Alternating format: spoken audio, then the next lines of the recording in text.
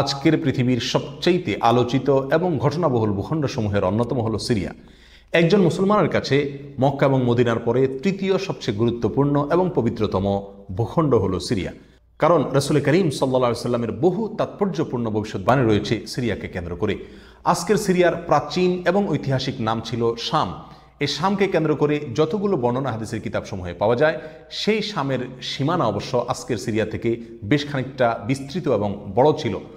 Syria, Jordan, ফিলিস্তিন এবং Lebanon এই দেশগুলো মিলে ছিল তখনকার শাম। অবশ্য তখনকার শামের সবচেয়ে প্রধান এবং বড় অংশ যেহেতু আজকের সিরিয়ায়, সেই জন্য সিরিয়াকেই সাধারণত শাম বলা হয়। শাম বা সিরিয়ার প্রধান এবং অন্যতম বৈশিষ্ট্য হলো যুগে যুগে আল্লাহ সুবহানাহু ওয়া তাআলার পক্ষ থেকে বিভিন্ন নবী রাসূল যে সারা পৃথিবীতে এসেছেন, তাদের সবচেয়ে বড় অংশ এবং সবচেয়ে বেশি সংখ্যক নবী রাসূল এসেছেন এই শাম বা সিরিয়ায়। শাম বা সিরিয়া এটাই কিয়ামতের ময়দান হবে। কিয়ামতের দিন লোকেরা এখানেই সমবেত হতে থাকবে। এর বাইরেও শাম বা সিরিয়া প্রসঙ্গে রাসূল করিম সাল্লাল্লাহু আলাইহি সাল্লামের আরও অনেক গুরুত্বপূর্ণ মন্তব্য এবং বক্তব্য রয়েছে। সামান্য কয়েকটি বক্তব্য আজ আপনাদের সম্মুখে আমরা পেশ করতে চাই।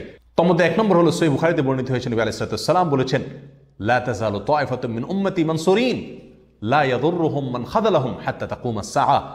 অর্থাৎ আমার উম্মতের মধ্যে একটা বিশেষ শ্রেণী, বিশেষ কিছু লোক থাকবে, একটা দল থাকবে যারা সত্যের পক্ষে লড়াই করতে থাকবে, আল্লাহর সাহায্য তাদের সঙ্গে থাকবে এবং তারা এই সত্যের পক্ষের লড়াইকে অব্যাহত রাখবে কিয়ামত কায়েম হওয়া পর্যন্ত।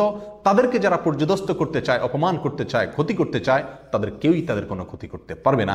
এই হাদিসে নবী আলাইহিস সালাম যে দলটির কথা বলেছেন, যারা সাহায্য প্রাপ্ত হবেন আল্লাহর পক্ষ থেকে এবং যারা অটল অবিচল থাকবেন সত্যের উপরে কিয়ামত পর্যন্ত, যাদেরকে কেউ অপদস্থ করতে পারবে না, সেই দলটি কারা এবং তাদের অবস্থান কোথায় হবে, এই প্রসঙ্গে সহিহ বুখারীতে নবী আলাইহিস সালামের একাধিক সাহাবায়ে কেরামের মন্তব্য রয়েছে, যারা বলেছেন যে এখানে যে দলটির কথা বলা হয়েছে তারা হলেন সিরিয়ায় অবস্থানকারী হবেন এবং এটা হবে কিয়ামতের ঠিক আগ মুহূর্তে। তাবরানীর এক বর্ণনা, নবী আলাইহিস সালাম নিজেও বলেছেন আল্লাহর সাহায্যপ্রাপ্ত সেই দলটি থাকবে সিরিয়ায় বা শামে। সিরিয়া প্রসঙ্গে দ্বিতীয় হাদিসটিও বর্ণিত হয়েছে সহিহ বুখারীতে। বিখ্যাত সাহাবী আব্দুল্লাহ ইবনে ওমর রাদিয়াল্লাহু তাআলা আনহু বলেছেন, রাসূল করিম সাল্লাল্লাহু আলাইহি ওয়াসাল্লাম ইরশাদ করেছেন, আল্লাহুম্মা বারিক লানা ফি শামিনা ওয়াফি ইয়ামানিনা, অর্থাৎ আল্লাহ আমাদের সিরিয়ায়, আমাদের ইয়ামানে আপনি বরকত দান করুন। এই কথা বলার পরে উপস্থিত লোকেরা বলল, ইয়া রাসূলুল্লাহ ওয়াফি নাজদিনা, আমাদের নজদেও আল্লাহ বরকত দান করুন, সেই দোয়া করুন আপনি। নবী আলাইহিস সালাম তাদের কথায় কর্ণপাত না করে আবারও বললেন, আল্লাহুম্মা বারিক লানা ফি শামিনা ওয়াফি ইয়ামানিনা। লোকেরা আবারও বললেন, ওয়াফি নাজদিনা, আমাদের নজদেও। নবী আলাইহিস সালাম তখনও একই কথার পুনরাবৃত্তি করলেন এবং পরিশেষে বললেন, নাজদ সেই জায়গায় তো ফেতনা ফাসাদ হবে, সেখানে তো হত্যা মারামারি খুনাখুনি হবে, সেখানে তো ভূমিকম্প দেখা দিবে এবং সেখান থেকে তো শয়তানের শিং উত্থিত হবে, সেখান থেকে তো শয়তানের শিংয়ের আবির্ভাব ঘটবে, বের হবে।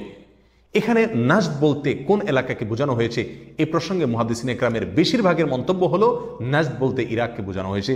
নাজদ বলা হয় উঁচু অঞ্চলকে, আরবের বিভিন্ন অঞ্চলকে নাজদ বলা হয়।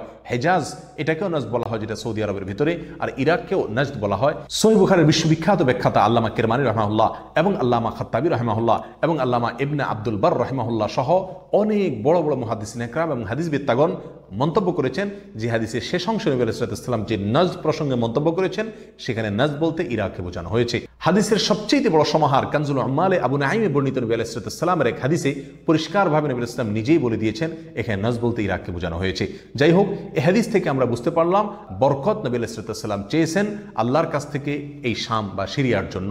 তাহলে এই শাম বা সিরিয়া এটা গুরুত্বপূর্ণ একটি জায়গা এবং নবী আলাইহিস সালামের কাছে খুবই প্রিয়, আল্লাহর কাছে খুবই তাৎপর্যপূর্ণ একটি ভূখণ্ড। তৃতীয়ত যে হাদিসটি আমরা এই প্রসঙ্গে পেশ করতে চাই, সেটি বর্ণিত হয়েছে সুনানে আবু দাউদে এবং মুসনাদে আহমদে। নবী আলাইহিস সালাম থেকে বর্ণনা করেছেন আব্দুল্লাহ ইবনে হাওয়ালা রাদিয়াল্লাহু তাআলা আনহু, তিনি বলেন যে রাসূল করিম সাল্লাল্লাহু আলাইহি ওয়াসাল্লাম আমাকে বলেছেন, দেখো যখন তুমি দেখবে যে খেলাফত পবিত্র ভূমিতে অবতরণ করেছে, নেমেছে, এসেছে, প্রতিষ্ঠিত হয়েছে, তখন তুমি ধরে নিবে যে কিয়ামত খুবই সন্নিকটে এসে গেছে। এ হাদিসে নবী আলাইহিস সালাম পবিত্র ভূমিতে যে খেলাফত অবতরণ করলে কিয়ামত নিকটবর্তী এটা বোঝা যাবে বলেছেন। এখানে পবিত্র ভূমি বলতে তিনি কি বুঝিয়েছেন, এই ব্যাখ্যা প্রসঙ্গে প্রায় সকল মুহাদ্দিসিন ইকরামের অভিমত হলো নবী আলাইহিস সালাম এখানে সিরিয়াকে বুঝিয়েছেন। আগে এবং পরের আলোচনাকে পর্যালোচনা করলে সেটাই পরিষ্কার হয়ে যায়। সিরিয়া প্রসঙ্গে চতুর্থ যে হাদিসটি আমরা পেশ করতে চাই, সেটি সুনান তিরমিজিতে বর্ণিত হয়েছে। সেই হাদিস থেকে বোঝা যায় নবী আলাইহিস সালাম সিরিয়াকে গোটা মুসলিম বিশ্বের জন্য হৃৎপিণ্ড হিসেবে অভিহিত করেছেন, মন্তব্য করেছেন। তিনি বলেছেন, সিরিয়ার লোকেরা যখন খারাপ হয়ে যাবে, মন্দ এবং খারাপ দিক যখন সিরিয়ার লোকদেরকে গ্রাস করবে, ছেয়ে যাবে, তখন তোমরা ধরে নিবে পৃথিবীর কোনো জায়গায় আর কোনো ভূখণ্ডে মুসলমানদের মধ্যে আর কোনো কল্যাণ অবশিষ্ট নেই। অর্থাৎ হৃৎপিণ্ডের মতো সিরিয়ার মানুষের মধ্যে যখন পচন ধরবে তখন গোটা দেহে, গোটা মুসলিম বিশ্বের মধ্যেই পচন তার আগেই ধরে গেছে, এটা পরিষ্কারভাবে বোঝা যাবে। এ হাদিস থেকেও সিরিয়া অত্যন্ত গুরুত্বপূর্ণ ভূখণ্ড, সেটা পরিষ্কারভাবে আমরা বুঝতে পারি। সিরিয়া প্রসঙ্গে 5 নম্বর হাদিসটি বর্ণনা করেছেন আবু হুরায়রা রাদিয়াল্লাহু তাআলা আনহু, আর এটি বর্ণিত হয়েছে সুনান ইবনে মাজাহ। নবী আলাইহিস সালাম বলেছেন, একটা সময় আসবে যখন গোটা বিশ্বে বড় বড় যুদ্ধ বিগ্রহ সংগঠিত হবে, বিশ্বজুড়ে যখন বড় বড় যুদ্ধ দেখা দিবে, তখন মাওয়ালিদের অর্থাৎ নওমুসলিমদের একটি দল আল্লাহর পক্ষে, সত্যের পক্ষে, আল্লাহর দ্বীনের জন্য লড়াই করতে থাকবে এবং তখনকার আধুনিক যত অস্ত্রশস্ত্র এগুলিতে তারা সজ্জিত থাকবেন এবং সত্যের পক্ষে লড়াই করতে থাকবেন। তাহলে চরম সংকটময় পরিস্থিতিতে আল্লাহ সুবহানাহু ওয়া তাআলার একটা বিশেষ সাহায্য এবং অনুগ্রহ আমরা দেখতে পাচ্ছি, আর সেটা অবতীর্ণ হবে, সেটা নাজিল হবে এই সিরিয়ার দামেস্ক নামক শহরে। নাম্বার 6, সিরিয়া প্রসঙ্গে নবী আলাইহিস সালামের আরেকটি তাৎপর্যপূর্ণ ভবিষ্যদ্বাণী রয়েছে, যেটি বর্ণিত হয়েছে সহিহ মুসলিমে। বর্ণনা করেছেন সাহাবী নওয়াস ইবনে সুমাআন রাদিয়াল্লাহু তাআলা আনহু। তিনি বলেছেন, নবী আলাইহিস সালাম একবার দাজ্জাল প্রসঙ্গে দীর্ঘ এবং বিশদ আলোচনা করলেন। একটা পর্যায়ে এসে তিনি বললেন, কিয়ামতের পূর্বে আল্লাহর নবী ঈসা আলাইহিস সালাম যে আসমান থেকে অবতরণ করবেন পৃথিবীতে, তিনি অবতরণ করবেন মূলত সিরিয়ার দামেস্ক নামক শহরের, বর্তমান যে রাজধানী সেই দামেস্ক শহরের পূর্ব অঞ্চলের একটি উঁচু এবং সাদা মিনারায় তিনি অবতরণ করে দুনিয়াতে আসবেন। এসে সারা পৃথিবী জুড়ে তাণ্ডব চালানো দাজ্জালের বিরুদ্ধে তিনি লড়াই করবেন এবং সিরিয়ার এই লুদ নামক জায়গায় তিনি দাজ্জালকে হত্যা করবেন। একজন মুসলমানের কাছে যে সিরিয়ার ভূখণ্ডটি অত্যন্ত তাৎপর্যপূর্ণ তা পরিষ্কারভাবে হাদিসের মাধ্যমে ফুটে ওঠে। নাম্বার 7, তিরমিজি বর্ণিত এক হাদিসে আসছেন, নবী আলাইহিস সালাম ইরশাদ করেছেন, কিয়ামতের পূর্বে ইয়েমেনের হাজরামাউত নামক শহরে সেখানে আগ্নোৎপাত দেখা দিবে, আগ্নেয়গিরি দেখা দিবে এবং সে আগুন মানুষকে ধাওয়া করতে থাকবে। সেই পরিস্থিতি আসলে কিয়ামতের ঠিক পূর্ব মুহূর্তে আমরা কি করব, এই প্রসঙ্গে সাহাবায়ে কেরাম নবী আলাইহিস সালামের কাছে দিক নির্দেশনা চাইলে তিনি বললেন, আলাইকুম বিশাম, তোমরা শাম বা সিরিয়ায় গিয়ে আশ্রয় নিবে। অন্য এক হাদিসে আসছেন, নবী আলাইহিস সালাম বলেছেন, একটা সময় আসবে যখন 3টা জায়গায় একসঙ্গে যুদ্ধ চলবে, সিরিয়ায় এবং ইয়েমেনে এবং ইরাকে। একজন সাহাবী প্রশ্ন করলেন, ইয়া রাসূলুল্লাহ, আমাকে ওই সময় আপনি কোন পক্ষের হয়ে লড়াই করার জন্য নির্দেশ করবেন? নবী আলাইহিস সালাম বলেছেন, তুমি শামের হয়ে অর্থাৎ সিরিয়ার হয়ে তুমি লড়াই করবে, আর যদি সিরিয়া হয়ে লড়াই করার সামর্থ্য তোমার না থাকে তাহলে ইয়েমেনের পক্ষ তুমি অবলম্বন করবে। এই হাদিসও একেবারে পরিষ্কারভাবে সিরিয়ার গুরুত্ব এবং তাৎপর্য আমাদের কাছে ফুটিয়ে তুলছে।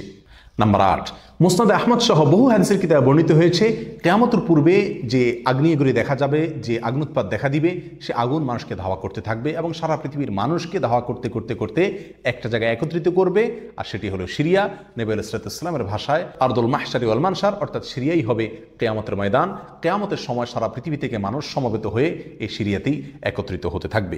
নাম্বার 9, নবী আলাইহিস সালাম আরেক হাদিসে বলেছেন, মালায়েকাতুল্লাহি বাসিতু আজনিহাতাহুম আলা শাম, আল্লাহর ফেরেশতাগণ সিরিয়ার উপরে তাদের ডানাকে ছেয়ে আছেন অথবা ছেয়ে থাকবেন। এই হাদিস থেকেও শাম বা সিরিয়ার গুরুত্ব করে পরিষ্কারভাবে ফুটে ওঠে। নাম্বার 10, এক হাদিসে আসছেন, নবী আলাইহিস সালাম তার এক স্বপ্নের বিবরণ দিতে গিয়ে বলছেন যে, আমি একবার শুয়েছিলাম, দেখলাম আমার মাথার নিচ থেকে আল্লাহর কিতাবকে ছিনিয়ে নিয়ে যাওয়া হলো এবং সেটাকে যখন নিয়ে যাওয়া হচ্ছে আমি তাকিয়ে থাকলাম কোথায় নিয়ে যাওয়া হচ্ছে। দেখলাম যে একটা আলোক রশ্মি চলে যাচ্ছে এবং যেতে যেতে সিরিয়ার ভূমি পর্যন্ত সেটা চলে গেল এবং সেখানে গিয়ে অবতরণ করলো। এরপর নবী আলাইহিস সালাম বললেন, আলা ইন্নাল ইমানা ইযা ওয়াকাআতিল ফিতানু বিশাম, অর্থাৎ যখন সারা পৃথিবীতে ফিতনা ফাসাদ ছেয়ে যাবে তখন ইমানের ঠিকানা হবে সিরিয়ায়, আর ইমানদারদের আশ্রয়স্থল হবে, শেষ ভরসা হবে সিরিয়া। সম্মানিত ভাই বন্ধুগণ, এই হাদিসগুলো থেকে পরিষ্কারভাবে ফুটে উঠলো যে মক্কা মদিনার চাইতেও ঘটনাবহুল হবে কিয়ামতের পূর্ব মুহূর্তে শাম বা সিরিয়া নামক ভূখণ্ড।